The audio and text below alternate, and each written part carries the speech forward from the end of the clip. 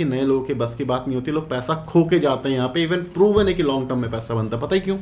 क्यों आपको मैं हमेशा कहता रहता हूँ कि भाई long term long term long term कुछ नहीं होता, कि बिकॉज मैं जानता हूँ कि असलियत क्या है लोगों की, क्योंकि मैंने फेस करी है। मैं आपको यहाँ पे हवाबाजी नहीं करने आता कि भाई आकर के पैसा डाल दो 10,000 की SIP 10 लाख की बन जाएगी। नहीं बनेगी भाई।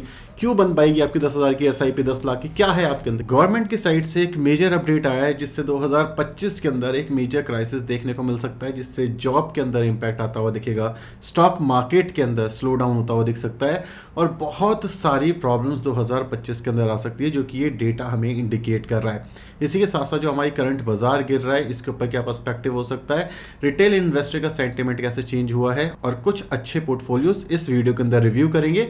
नमस्कार दोस्तों, मेरा नाम है अभिषेक उपाध्याय, आप देख रहे हो कॉफी थिंकर्स। अगर आपको ऐसे ही अपडेटेड वीडियोस पसंद आती है, अपॉर्चुनिटी कहाँ पर है ये पसंद आता है, सो प्लीज इस चैनल को सब्सक्राइब और वीडियो को लाइक करना बिल्कुल मत भूलना।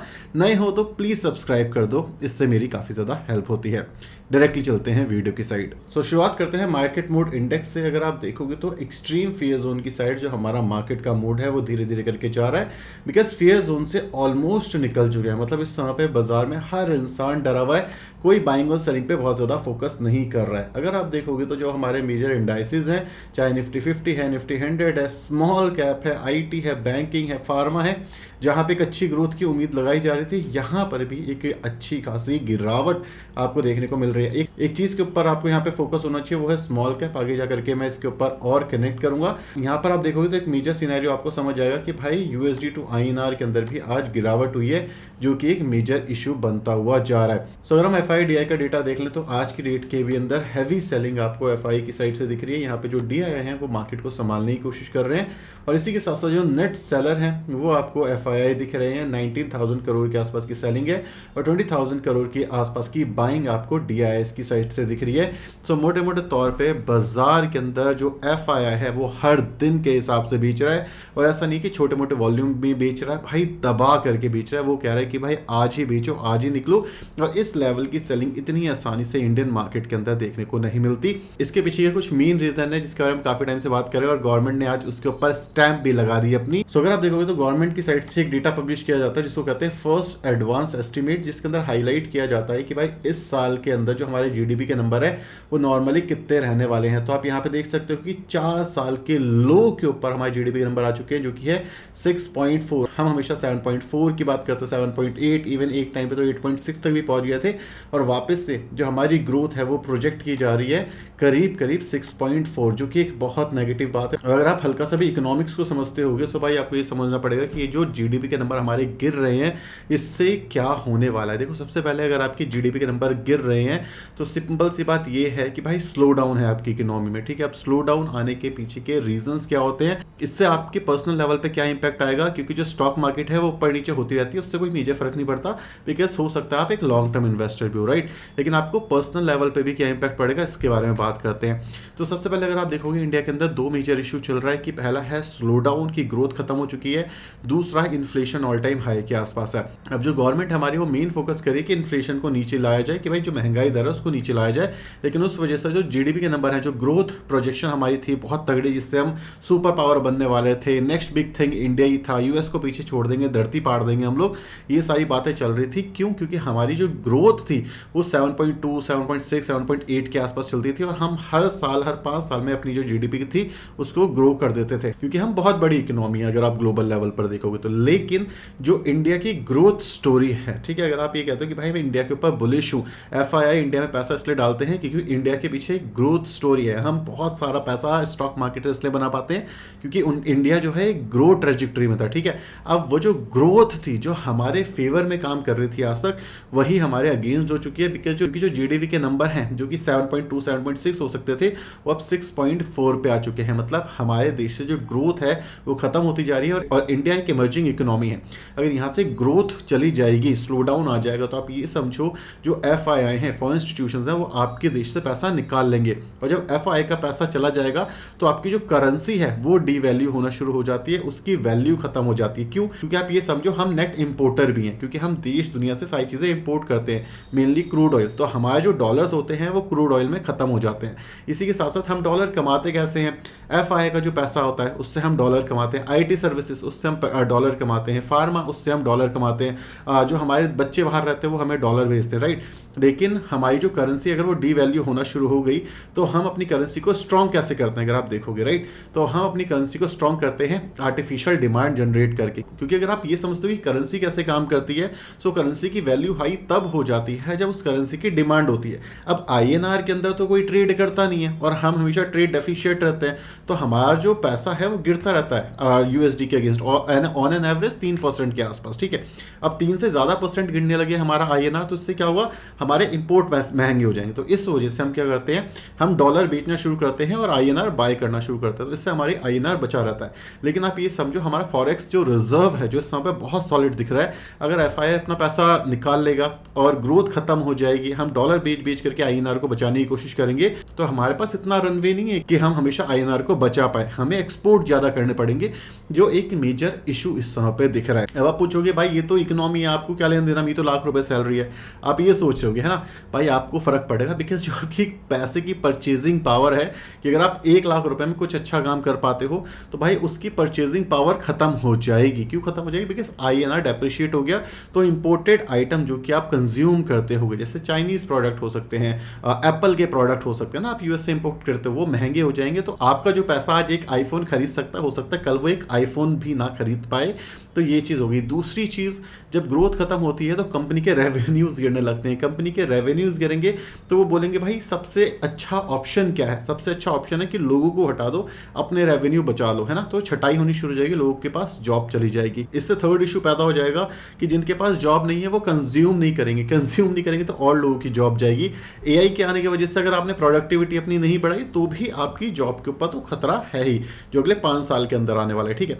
तो आपको ये समझना पड़ेगा कि जो स्लो डाउन है ये स्टॉक मार्केट पे तो इंपैक्ट करेगा ही, कि हो सकता है नेक्स्ट 1 साल तक आपको पैसा ना बनता हुआ दिखे, जितना अच्छा पैसा आपको लास्ट 1 से 2 साल के अंदर बनता हुआ दिखता है, हो सकता है मार्केट में थोड़ा बहुत करेक्शन भी आ जाए, क्योंकि मार्केट एक अच्छे वैल्यूएशन के आसपास जाना चाहिए। लेकिन इसी के साथ साथ जो आपके पर्सनल इश्यूज हैं वो बढ़ जाएंगे, जॉब पे एक मेजर संकट आ जाएगा। इवन अगर आप देखोगे तो चाहे गूगल हो, एप्पल हो, माइक्रोसॉफ्ट हो, TCS हो, इन्फोसिस हो, हर जगह फायरिंग होनी शुरू हो चुकी है। जो इंक्रीमेंट आपको ईयर ऑन ईयर बेसिस पे मिल रहा था वो 2-2 साल से लोगों का नहीं मिला है, राइट। आपकी जो कंपनी है वो बहुत अच्छा पैसा कमा रही होगी, रेवेन्यू बना रही होगी, लेकिन आपको वो नहीं दे रही। क्यों? क्योंकि सबको पता भाई मार्केट के अंदर कमी चल रही है, तो आपका भी वहां पे फायदा उठाया जा रहा है। सो गवर्नमेंट तो उठा ही रही है आपका फायदा, आपकी कंपनी भी आपका फायदा उठा रही है। तो इसको अगर आप नेक्स्ट स्टेप पे भी एनालाइज करने की कोशिश करोगे तो लोगों के पास सपोज करो जॉब नहीं है, लोगों के पास खाने के पैसे नहीं बच रहे क्योंकि स्लो डाउन हो चुका है, जॉब नहीं जनरेट हो रही इस समय पे।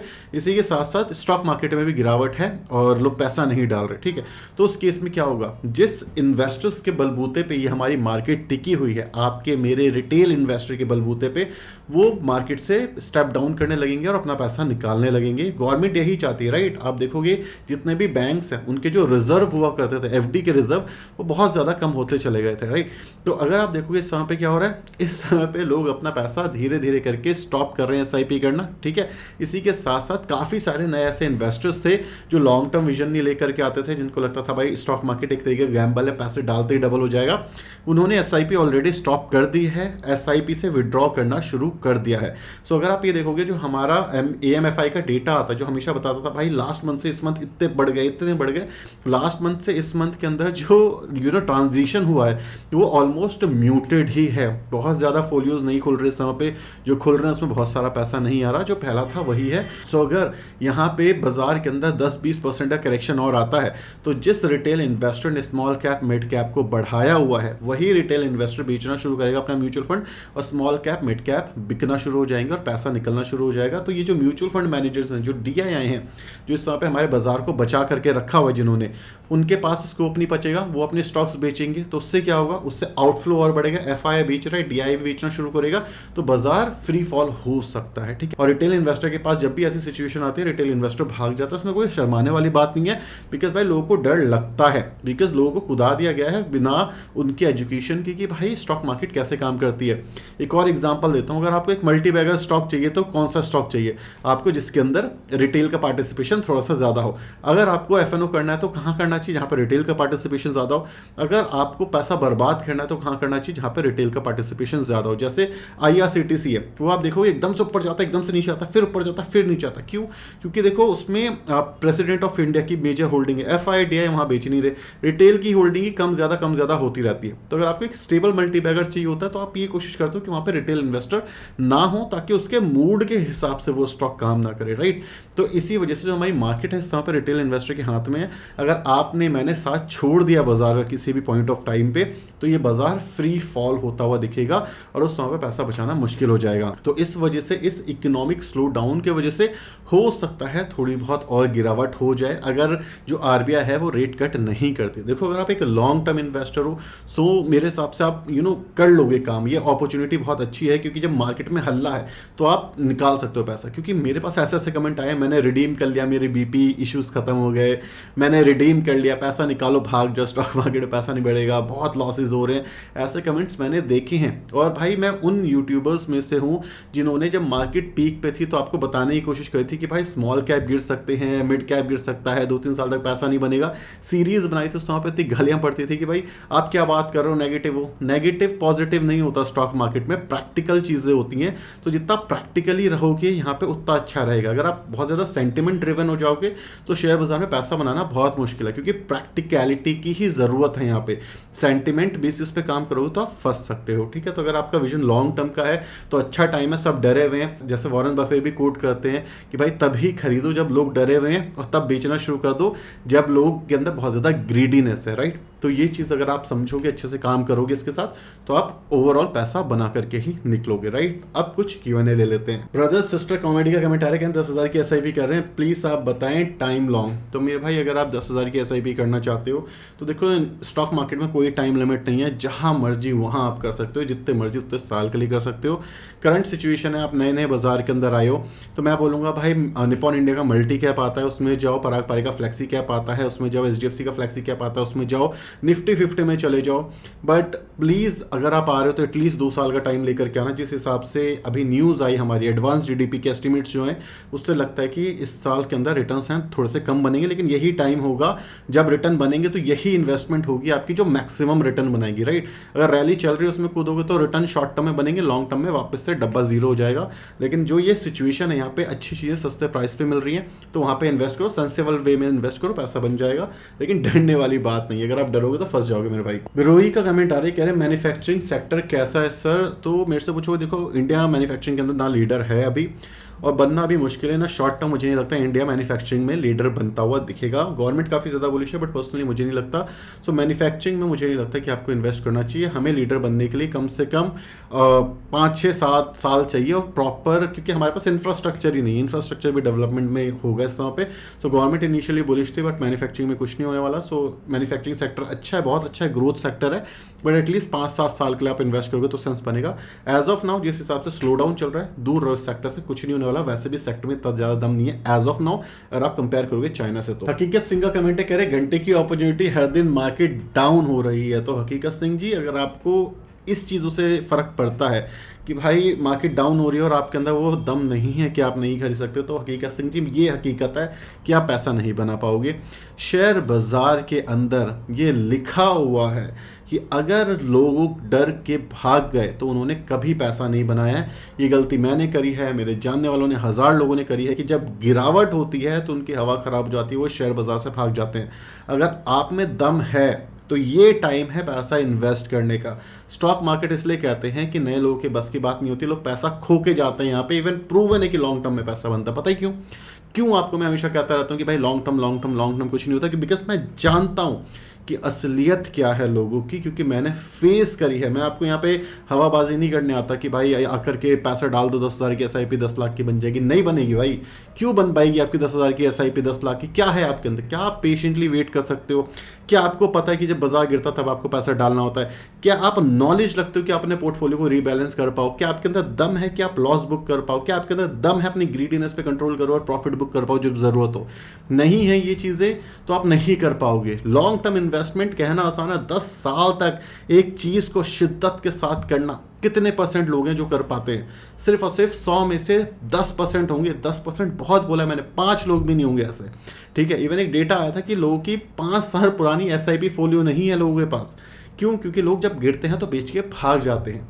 तो आप ये समझो कि अगर आपको फोड़ना है, पैसा बनाना आसान पहले भी था, आज भी है, म्यूचुअल फंड में लॉन्ग टर्म में बनाओ ना। अगर ऐसी गिरावट में भाग जाओगे तो कौन बनाएगा पैसा भाई, किसी का नहीं बनता। और फिर कहते हैं हम लॉन्ग टर्म इन्वेस्टर हैं। सौरभ शर्मा जी का क्वेश्चन क्या है, सर जी म्यूचुअल फंड में स्मॉल कैप और मिड कैप के अंदर लमसम कब करना है प्लीज़ बताएं। तो सौरभ जी सबसे पहले आप ये समझो, इस समय पे स्मॉल कैप में भाई बहुत ज़्यादा पैसा मत डालो, अगर आप फंस गया तो लंबा फंसोगे। और मुझे पता है जब आपका पैसे में 10-20% गिरावट दिखेगा और 2 साल तक पैसा नहीं बनेगा तो आप भी डर जाओगे, जैसे हर इंसान डरता है, मैं भी डरता हूँ, ठीक है। इसलिए मैं आपको रियलिटी बताना प्रेफर करूँगा। भाई लार्ज कैप बहुत अच्छी अपॉर्चुनिटी दे रहा है आपको, गिरावट में गिर रहा है क्योंकि एफआईआई बेच रहे हैं, मेजर एफआईआई का पैसा लार्ज कैप में ही है। लेकिन आप ये समझो एफआईआई वापस भी आएगा शेयर बाजार में, स्लो डाउन है तो वापस ग्रोथ फेज आएगा ही आएगा, ठीक है। और एफआईआई आएगा तो निफ्टी भाई वापस से भागेगा। अगर पूरी मार्केट को एनालाइज करोगे कौन सी चीज़ सबसे सस्ती है, निफ्टी सबसे सस्ता है, बैंकिंग सबसे सस्ता है, आईटी सबसे सस्ता है। क्या स्मॉल कैप सस्ता है? नहीं, उसकी वैल्यूएशन हाई है, राइट, या तो रीजनेबल वैल्यूड है वो। क्या मिड कैप सस्ता? नहीं, वो भी अच्छा खासा वैल्यूड है। सो पैसा डालना है तो मिड कैप या लार्ज कैप में डालो, स्मॉल कैप के अंदर बहुत बड़ी पोजीशन बिल्ड मत करो। बहुत अच्छे होते हैं स्मॉल कैप, लॉन्ग टर्म में बहुत अच्छा पैसा बनाते हैं स्मॉल कैप में, इससे डिनाई नहीं करता, बट हर किसी के लिए नहीं है स्मॉल कैप। ये चीख चीख के बताते बताते मुझे ना जाने कितना टाइम हो गया है, आज भी लोग आकर ये कमेंट करके जाएंगे कि भाई स्मॉल कैप अच्छा लॉन्ग टर्म में, क्योंकि उन्होंने ना पूरी वीडियो देखी है और ना वो बॉदर करेंगे देखने का। क्यों? क्योंकि उनको ज्ञान देना ज़रूरी है, लेकिन जब आप बात करते हो ना कि एक्चुअली में जब टेस्ट होता है आपका तो वो भाग जाते हैं, तो यही रीज़न है, ठीक है। तो भाई पैसा बनेगा स्मॉल कैप में, हिम्मत है। ये सोच लो कि 20% पैसा आपका गिर गया और 4 साल तक वो पैसा रिकवर नहीं कर पाया, इसके लिए तैयार हो तो स्मॉल कैप में डाल दो, आज ही पैसा बन जाएगा, कोई दिक्कत नहीं है। क्योंकि लॉन्ग टर्म में स्मॉल कैप ऊपर ही जाते हैं, मार्केट कंडीशन सही रही और इकोनॉमी हमारी सही रही तो पैसा तो बन ही जाएगा। लेकिन लोग ये चीज़ नहीं समझते और इसी वजह से लॉस करते हैं। तो भाई 20% की जगह 18 बना लो, 15 बना लो, लेकिन कम से कम लॉस करो अगर आपको डर भी लगे तो। इसलिए large cap, mid cap, flex cap, multi cap अच्छे हैं इस समय पे। स्मॉल कैप में लोग लॉस करने के लिए ही आते हैं, बिकॉज बाजार गिरता तो वो भाग जाते हैं। आई होप आप इस चीज़ को समझ पाओगे। तो अपना रिस्क एपेटाइट देख करके ही आपको इन्वेस्ट करना है, क्योंकि क्वेश्चन ही याद है तो मैं इस पर आपको सजेस्ट नहीं कर सकता, राइट। सो ये था इस वीडियो के अंदर। Thank you so much for watching this video. Tata, bye bye, signing of.